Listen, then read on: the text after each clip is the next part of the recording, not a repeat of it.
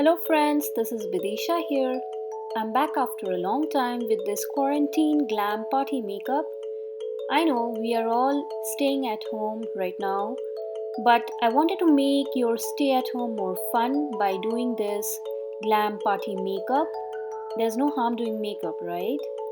So let's get started. First of all, I'm applying a banana powder under my eyes so that whenever there's fallout, I can just clean it off. And firstly, I'm applying this jet black kohl liner as a base. Make sure your base is dark. And then I'm taking this Maybelline single eyeshadow in Plum. With that same brush with which I blended out the black base, I'm going to apply this eyeshadow on top of it. And then I'm taking that kohl liner pencil again to define my lower lash line, just going halfway through and taking this brown shade.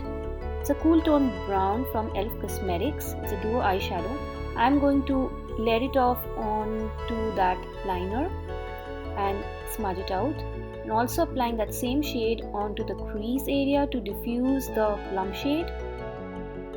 Then I'm taking this Covergirl So Lashy Blast Pro Mascara, applying it onto my lashes, and then I'm gonna apply the false lashes as well. But before that, I'm going to remove that powder. So after I apply the false lash, I'm going to take this Wet n Wild, this glitter liquid eyeshadow. I love it, and I'm going to apply that as a liner. It adds the the glam factor.